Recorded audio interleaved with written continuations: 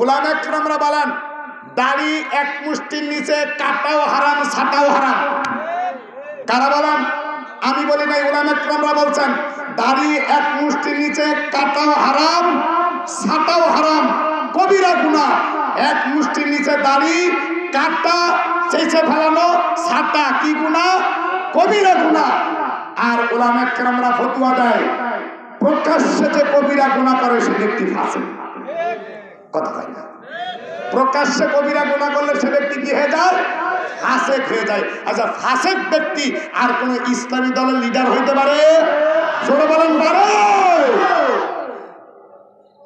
কোন ফাসিক ব্যক্তি ইসলামী দলের লিডার হতে পারে না। কোন ফাসিক ব্যক্তি মসজিদের ইমামতি করতে পারে না। তাহলে সে কেমনে লিডার হবে? কেমনে ইসলামী দলের নেতা হবে? তা বুঝেই আসে না। ইসলামের বিজয় চাই আমরা। আল্লাহ হেফাজত করুক। সবাই বলেন আমিন।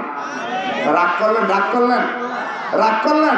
তুমি মাইয়া মানুষদের সুন্দরী সুন্দরী হুরদের নিয়ে টকশো করবা, আর আমরা কইলে দোষ? আমরা কইলে দোষ? তুমি করলে দোষ না আমি কইলে দোষ? স্বভাব পরিবর্তন করো। বয়স তো কম হয় নাই, এখন সুন্দরী যেটা গল্প করার ইচ্ছা কে? রাগ করলেন? রাগ করলে বাড়ি যেয়ে করেন, এখানে করেন, এখানে বুঝেন। এখানে পরিবর্তন হন, পরিবর্তন হন। প্রেম ভালোবাসা কার সাথে? ইবাদত বন্দেগীর মাধ্যমে প্রেম ভালোবাসা হবে আল্লাহর সাথে। হ্যাঁ, আল্লাহর সাথে প্রেম করব, ভালোবাসা করব, মহাব্বত করব, ভোট করব, নির্বাচন করব। আল্লাহ যদি হালাল পথে দেয় যাব না, যাব না।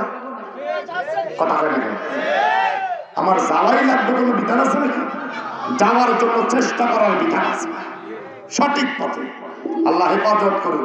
সবাই বলেন আমিন। এটা জিকির করি লা ইলাহা